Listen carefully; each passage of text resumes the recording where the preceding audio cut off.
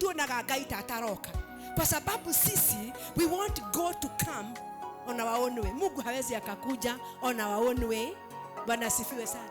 Mungu anatakaga kukuja kwa njia zake. So tujifundishe the kingdom principle. Hallelujah. Tukijifundisha kingdom principle, tutaweza kufaulu. Blessed be the name of the living God.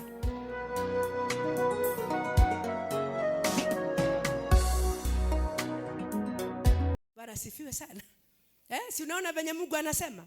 Make every effort to live in peace with every person. So Biblia ama Mungu hajali ni mtu wa aina gani. Na anajua kuna watu tofauti. Na kuna watu wabaya. Na kuna watu wakali. Na kule ando mutangehota guikarania nao. Lakini Biblia inatufundisha nini? Make every effort. Hiyo ni kumaanisha lazima ujaribu. No ginyogerie. Hallelujah. Ndio to live in peace with you and holiness. Kwa sababu without holiness no one will see God. Hallelujah. Amen. So ukiona mtu hamweperekani, anakaanga akiwenga roho yako uchungu. Anakaanga akikutoa katika njia za Bwana. Kile mtu anafanyaga ni kuondoa kitu inaitwa hatred na uchungu. Amen. Unabaki na kitu inaitwa upendo wa msalaba. Hallelujah. But friendship you keep down. Tuhamwe? Love is a command, but friendship is a choice. Hallelujah. Friendship is a choice. Kwa hivyo kuna watu mmeshindwa na kukaa kwa wokovu kwa sababu ya marafiki zenu. Na huyo rafiki anakaanga akikwambia maneno mazito. Anakaanga akiumiza roho. Anakaanga akifanya roho yako isikie na uchungu. Put those people down. Hallelujah. Waweke chini. Ufuate uenende na safari. Blessed be the name of the Lord. Kwa hivyo tunasema nini? Ndio uone katika ndani yako there is no bitter root that grows up. Amen. Kwa sababu hiyo itakushafua. Hiyo ndio Biblia inasema. Itakushafua. Na hiyo bitterness ni kama mzigo. Onaoka kanitha wona mundu ucio uiguaga ndongenda nginya kumuona. Bwana asifiwe sana. Kwa sababu alinena mambo machafu. Alinena mambo mazito na wewe ukaweza kuruhusu bitterness. Kuna kitu moja mimi nimefundisha maisha yangu. Biblia inasema katika kitabu cha Proverbs that guard your heart among other things because issues of life stays in the heart. Bwana asifiwe. So hiyo ni kitu mimi nimejifundisha. Ya kukataa mambo iingie kwa roho yangu. You may say wherever you want. Unaweza sema chochote unataka kusema kunihusu. Sitakukataza, lakini sitairuhusu iguze moyo wangu. Sitairuhusu, I refuse. Nakataanga. Mwadhani ya Goshwa. Kwa sababu anajua kitu moja shetani anaweza kuagusha nayo ni bitterness, ni huo uchungu. Atakushika, atakumaliza. Blessed be the name of the Lord. So mimi nimejifundisha ku make things easy. Hata ukisema jambo nzito, I make it easy. Blessed be the name of the Lord. Na ninakosa kushida nikifikiria uliniambia nini. Kwa sababu nataka roho yangu iwe safi. Blessed be the name of the Lord. Sijui ni watu wangapi mko na bitterness in your heart. Labda kwa maisha ile umepitia maisha mazito, umepitishiwa na wazazi. Unaonaga mama yako unasikia hautaki kumuona. Unaonaga baba yako unasikianga hautaki kumuona. Na mzazi ni mzazi. Hata awe anakunywa pombe analala kwa mtaro ni mzazi. Heshima yake apewe. Hata kama yeye ni mganga, heshima yake apewe. Jua venye utakaa na huyo mama yako si ujiride. Si shida ni ugaga. Shida si mama yako. Shida ni ugaga. Si ujiride huo ugaga usikuguze. Sasa shida ni kama haujui kujirida. Blessed be the name of the living God. Hello. Huwa naambia wa mama, wewe achana na ulevi wake. Chukua mume wako. Achana na nini? Na ulevi. Kondondo ingi mwetuaga haha na mwahonokiria akinyuaga rĩngĩ ona wewe ni wanyuaga. Hata wewe ulikuwa unakunywa. Si nimeambiwa na wengi tulikuwa tunakunywa sisi wawili. Sasa wewe uliokoka unamuona yeye ni pepo. Pepo gani? Au si pepo. Huyo ni mzee wako, ni bwana wako, heshimi. Labda ukibehave vizuri atawachana na hiyo mambo, aingie kwa wokovu. Lakini sasa anaonanga wewe ndiye pepo ile kubwa kumshinda. Si Bwana tusaidie sana. Kwa hivyo tunasema bitterness, if it is not attended, ikikosa kushughulikiwa, it releases kitu inaitwa poison, a deadly poison. Yani nita poison ni uroro wa ngoro, mwathani agocwo, na itakuzuia kuingia wapi? Kuingia mbinguni. Mimi naomba wale watu tuko na uchungu wa moyo tuutoe, tuweke chini. Blessed be the name of the Lord. Wengine wanatetesha Mungu, ati Mungu ndiye amewapitishia mambo mazito, Mungu hawezi akawakumbuka. Na nimekuwa nikifundisha nasema the kingdom of God is governed by principles. Hivyo nikio tuonaga Ngai tataroka, kwa sababu sisi we want God to come on our own way. Mungu hawezi akakuja on our own way. Bwana asifiwe sana. Mungu anatakaga kukuja kwa njia zake. So tujifundishe the kingdom principle. Hallelujah. Tukijifundisha kingdom principle tutaweza kufaulu.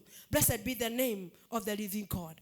Mtu ambaye anakuaga na bitterness na offense, hawezi ukakuwa mtu mkubwa. Ona kuneneha thina wa Ngai ndũngĩneneha. Hawezi ukakuwa mtu mkubwa, kwa sababu ministry is about people. Amen. Ministry is about people. Hata wale watu wamekuwa wakubwa, wahubiri wakubwa sana, wamekuwa wakubwa sababu ya kuhubiria watu, kufanya kazi vizuri, kusaidia watu. Amen. So ministry is about people. Serving God is about people. So no ginya uire Ngai akumbere ngoro njeru. Na wewe lazima uamue, kwa sababu umepewa unajua wakati mtu ameitwa, umeitwa kuhubiria watu wote. Bwana sifiwe sana. Sasa wakati unahubiria watu na wewe umetengeneza adui wengi, no uwe ministry itakuwa effective, kwa sababu umetengeneza adui wengi. So in this walk as we continue on, ni vizuri mtu aondoe kutengeneza adui wengi. Mwadhani agosho. Na ndio mimi nasemaga, kama hauna there is no point inakupeleka kwa watu, hiyo mambo ilipitwa na nyakati ya kushidaga mkitembeleana, mkikula story kwa nyumba, hata wale ni housewife. Hiyo wakati umepita. Amen. Look for something to do. Blessed be the name of the Lord. Wakati wa kukaa kwa nyumba tukule story umeisha. Look for something to do. Amen. Hallelujah. Kuna mama aliharibu doa kwa sababu ya hiyo ya kukaaga nje. Alikuwa ananiambia yeye alikuwa wakimaliza nguo, they were both housewives. So wakimaliza kuosha nguo, na town hakunaga kazi nyingi, ni kuosha nguo, kusafisha nyumba na kupika, isn't it? So wanatoka hapo nje, magakenyitera shuma ine cia brot, wanakula story. Sasa siku moja huyo mama akamwambia, na niwe nyonaga muthuri waku hau, timuonagero hau, na ndakuga muthuri akugaretwa riu ringi nyenyere tutiri gwetaga ithu andu akiambu nio muri aragia. Sisi kwetu tunaonaga kama ni baya. Blessed be the name of the Lord. Kwa sababu mume wake alikuwa mshort sana, naye alikuwa mrefu, alikuwa mfupi. Sasa alikuwa anaambia, naonaga mume wako Sasa jioni mume kuingia, the woman is breathing hell, ana breathe bitterness, anashangaa what has come up, ni nini? Na kuanzia hapo shida ya ndoa ikaanzia. Sasa alipokuja kwangu nilikuwa ninamuuliza, acha nikuulize to be sincere, mkioana ulikuwa umeona huyo mume ni mfupi? Kana nehede wona ndronete ni mukuhi? Haukuwa unajua wewe ni mrefu na yeye ni mfupi, lakini alikorogwa na nani? Na mama mwenzake. Bwana tusaidie sana, kwa sababu hakuna mtu alikushagulia mume wako. Nikole mudothuragiro, hakuna mtu, ni wewe. Kwa hivyo tunasema nini? Aheshimiwe. So hiyo mambo ya kukaa pahali mnaongea inakoroga, inaleta mambo ambayo sio mazuri. May the Lord help us. Bwana asifiwe sana. So tunasema nini? Bitterness na anga zinapelekananga. Mtu akikasirika sana ashikwe na anga. Bwana asifiwe sana. Bitterness huwa inafanya nini? Inaingia. Na unajua nayo anga inatoanga wengi katika safari. Blessed be the name of the Lord. Kuna ile kukasirika ya kawaida, kwa sababu ukinikasirisha nitakasirika. Lakini kuna ile kukasirika ambapo inakufanyanga uingie kwa dhambi. Actually Biblia inasema in your anger do not sin. Kwa hivyo unaona hiyo anga imekufanya ufanye kijambo. Bwana sifiwe. Anga imekufanya uchike kisu katakate nguo za mume wako. Anga ambayo ukikasirika unaweza itana majina yote. Anga ukikasirika unaweza shika mawe. Mama mmoja aliniambia akikasirika alikuwa anashika mawe. Nyumba yao ishiisho ikahoro anasuguka nyumba mzima akiagusha. Hiyo ni anga iko na pepo. Hiyo anga iko na nini? Na pepo. Hiyo sio anga ya kawaida. Na itakuzuia wewe kuingia wapi? Mbinguni. Kwa hivyo ni kumaanisha manage your anger. In your anger do not sin. Ukikasirishwa na mtu afadhali ulale ama uondoke. Alafu ujifundishe kuondoa huo uchungu. Maana itakuzuia kumaliza hii safari strong. Nego kugiria orekie safari njega. Bwana tusaidie sana. Hiyo ingine ni gani sasa ya tatu? Ni kitu inaitwa mediocrity ama mediocrity. Mediocrity ni jina gumu lakini maana yake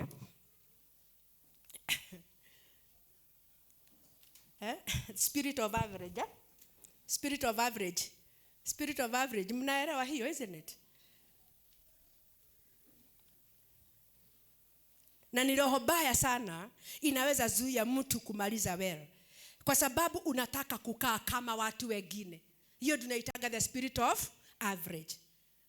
Unataka kukaa kama watu wengine. Tuseme umeajiriwa kazi. Umeokoka, umejazwa na roho. Lakini kwa sababu ya venye watu wanakaanga kule, wewe hautaki kujulikana umeokoka. Juu unatakaga kukaa pamoja na wao the same. Wakikula story unakula story. Wakiongea mambo machafu unaongea. Hiyo ni spirit of average. Unataka kuwa kama watu wengine. Na hiyo spirit inazuia mtu kuingia mbinguni. Mwadhani ya gosho. Mimi nimekataa kuwa average.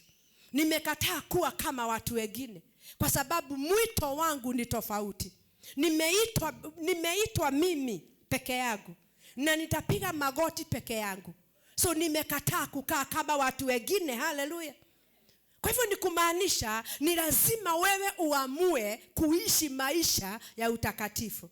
Ukisoma Philippians 3 verses 12. Philippians chapter 3 verse 12.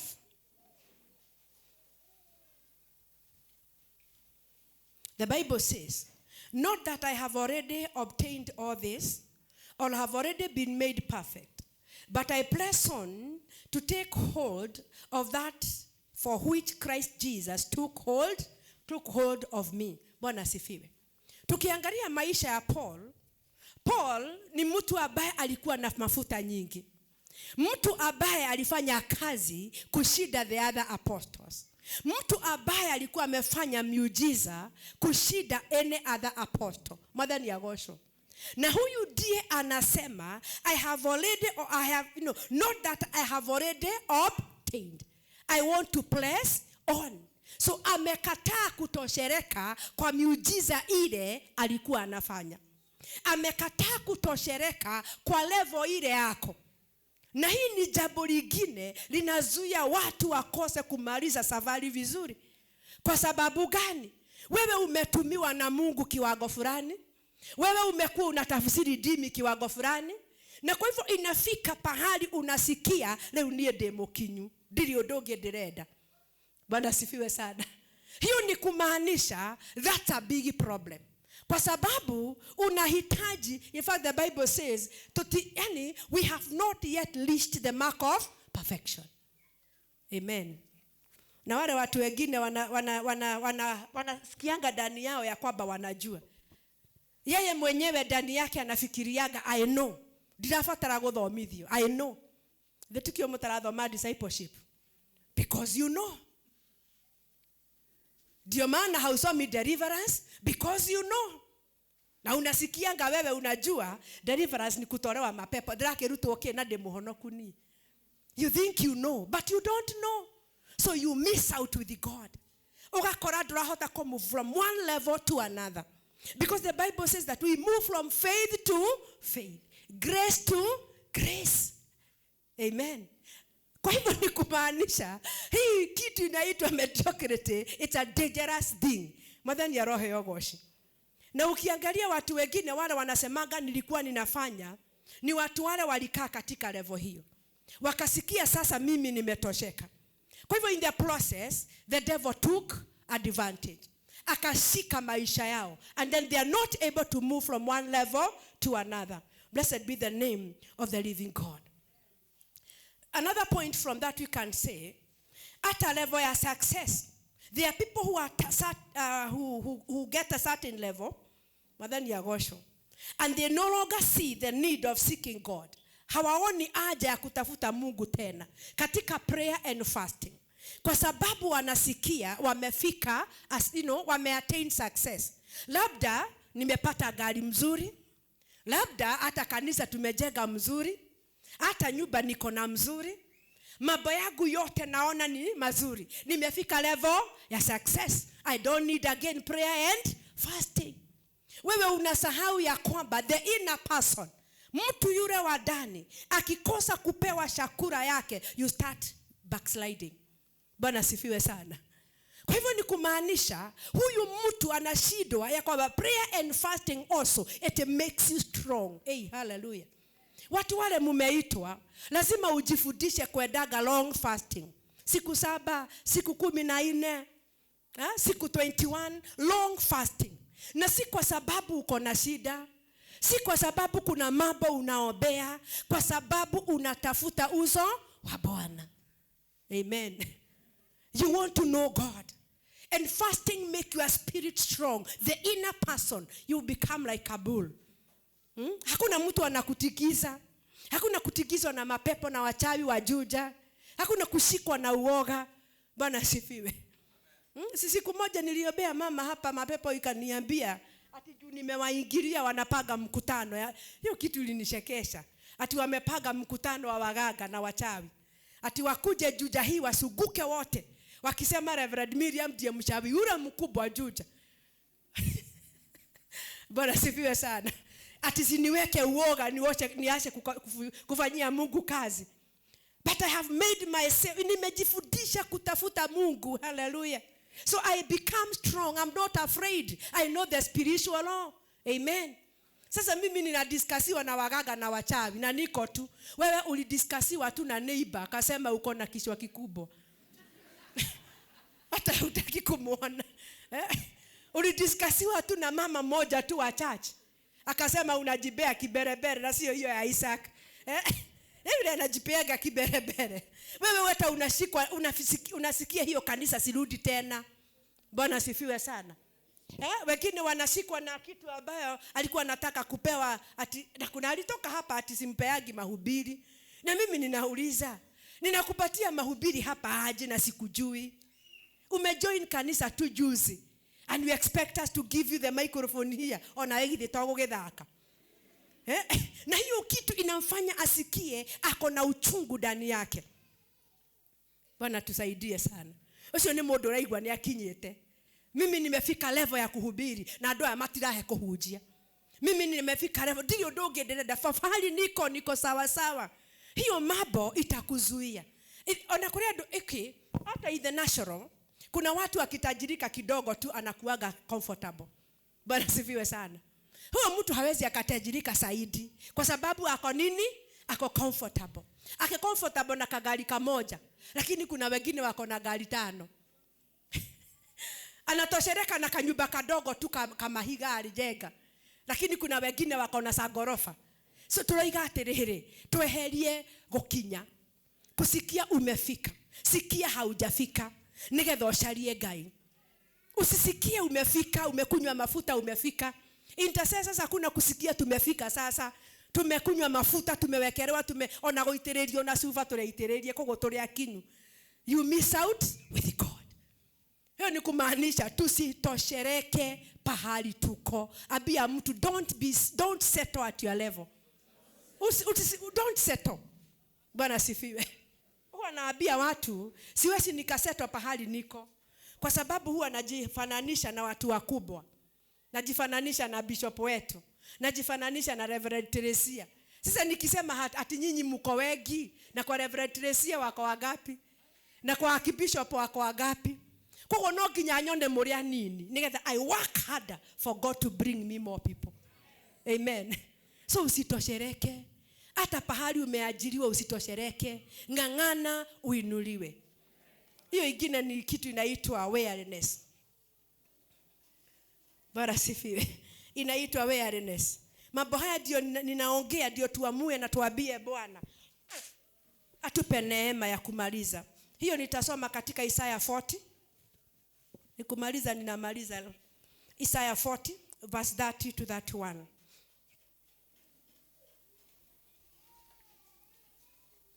Inasema, even youths grow tired and weary, and young men stumble and fall. But those who hope in the Lord will renew their strength. They will soar on wings like eagles. They will run and not grow weary. They will walk and not be faint. Bwana sifiwe. So hiyo inatufundisha nini? Ya kwamba sometimes along the way people grow weary.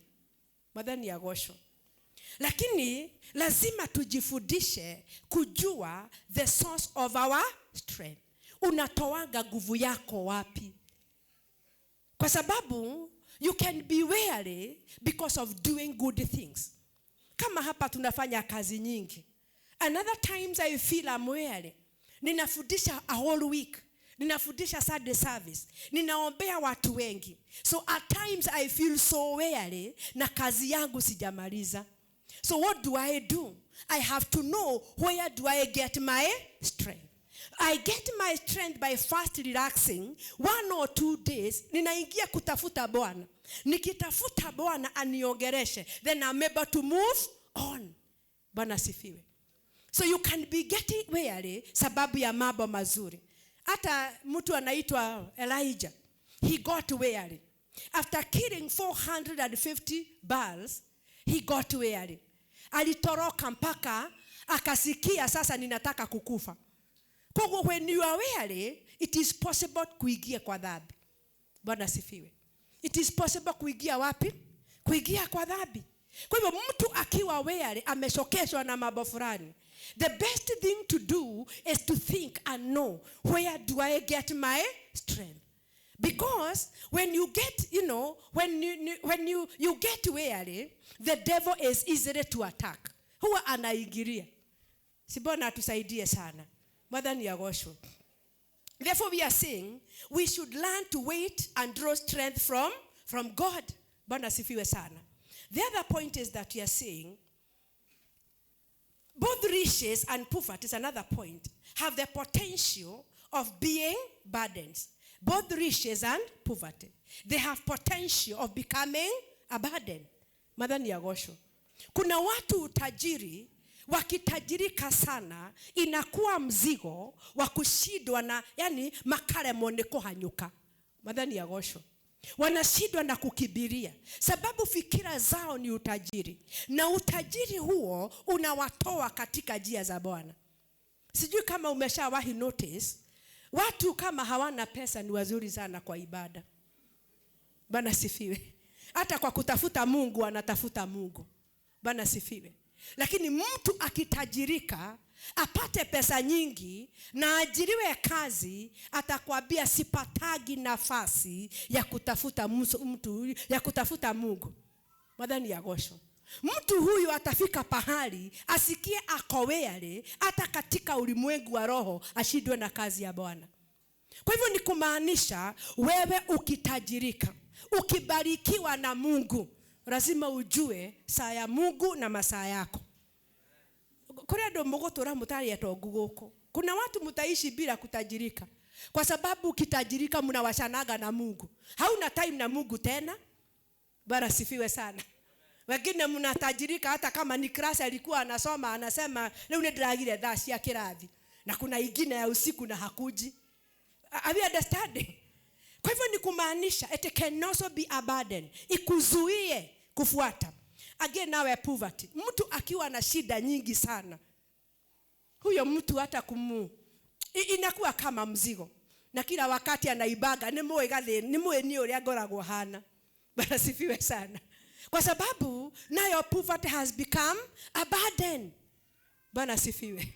Hata mkisema mnatoa kitu anasema nie ndio naga kitu. Yani maisha yake inaishi kuwa ya fukara.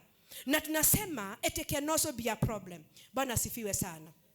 So we are saying in another point, when you are weary, it is hard to resist sin. Wakati mtu ni weary, it's hard to resist sin. Bwana sifiwe. Kwa hivyo tunasema, for your strength is usually too little to resist sin. Our own strength, nguvu zetu, they are too little to resist sin. Tohotaga kurega mehia ni kugia na ugai mwingi. Bwana sifiwe. Mtu akiwa na Mungu mwingi ndani yake, anakuanga na uweza wa kukataa dhambi. Maana ako na Mungu, ako na experience ya Mungu, ametembea na Mungu, ako na uweza wa Mungu. Kwa akaigwa ni akwenda kugitira maguta ma Ngai. Bwana sifiwe. Na mimi huwa nasema ni vizuri uwe na encounter na Mungu.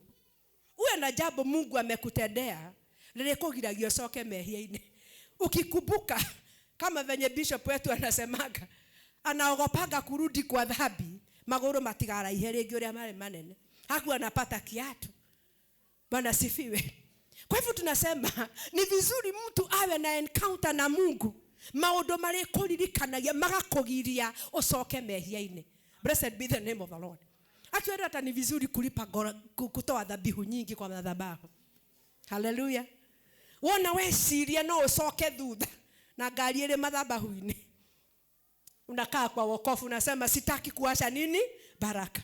Kwa sababu hata kama ulitoa dhabihu nyingi hapa, hata kama ulitoa milioni nyingi, hata kama ulileta gari, alafu urudi nyuma, let me tell you something, dhabihu yako inaishia hapo. Umeiondoa tayari kwa madhabahu. Na ndeciria andũ aingĩ nikio matarathimagwo. Bwana sifiwe.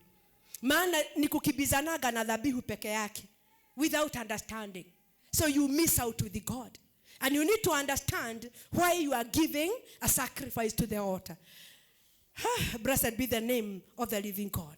So we are saying when you are weary, we need to get strength from the Lord. More than yagosho. So na nikumaliza ninasema, learn to wait and trust in God's renewing power.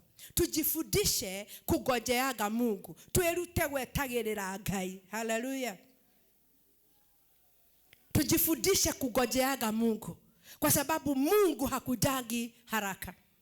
Na njia moja ya kugojea Mungu ni kuingia katika fasting ya muda mrefu. Unanyamaza. Hallelujah. Hata kama kuna mtu aliniambia, na hiyo ilinishtua, sikuelewa ni kwa sababu gani, ya kwamba yeye alifanya fasting ya siku 7. Muthenya uria alikirie fasting, the day alimaliza fasting, ndiye alilala na kijana. Hiyo sikuelewa, hata leo sielewi hiyo ni nini. Bwana sifiwe sana. Kwa sababu sikuelewa kwa sababu gani wewe uingie utafute Mungu, utafute Bwana, alafu mwishoe uanguke katika kutafuta Bwana. Ni kwa sababu kuna uamuzi haujafanya. That was my conclusion. Kuna uamuzi hajafanya. Anafikiria ya kwamba kuingia prayer and fasting ni automatic. Itafanya mambo ingine yote isimame. It is not automatic. It is a matter of making a sober decision. Ninatafuta Mungu nikae kwa utakatifu. Ninatafuta Mungu anijase nguvu. Ninatafuta Mungu anirehemu. Ninatafuta Mungu anipe uweza wa kufanya jambo fulani, wa kukaa katika utakatifu. Blessed be the name of the Lord. Na hapo ndipo neema ya Mungu inakujaga. Kwa hivyo in my conclusion ninasema, ni vizuri tuamue kumaliza safari hii ya wokovu tulianza. Bwana sifiwe. Kwa sababu safari hii tusipoimaliza tutakosana na Mungu wa mbinguni. Na tusiwahi sahau katika maisha yetu ya kwamba tumeokoka tupate uzima wa milele. So whether uko kazini, whether uko jiani, whether uko kwa soko, usiwahi sahau ya kwamba wewe umeokoka. At the back of your mind, ndukanariganirwo ni uri kindu kia goro. Na hivyo ndivyo Mungu alikuwa anaambia Wanaisraeli, mutikanariganirwo ni kuria ndanamuruta, kana kuria ndamurutire. Kwa hivyo ninasema kanisa la CFF, msiwahi sahau pahali Mungu ametutoa. Mungu ametutoa bari. Tusiwahi sahau. Tusionekane kama watu wanaongea sana kuhusu CFF, venye ni nzuri, venye inahubiri neno, alafu tusahau. Bwana sifiwe. Tusiwahi sahau. Tusishikwe na roho ya kutosheleka katika CFF. Bwana sifiwe. Ati nimeingia CFF, niko sawa. Madhani ya gosho. Hata kama uko CFF uko sawa, there is your part to pray. Ya kutii neno la Bwana. Ya kutii neno lile linahubiriwa hapa. Hallelujah. Blessed be the name of the Lord. In the name of the Father, the Son, and of the Holy Spirit.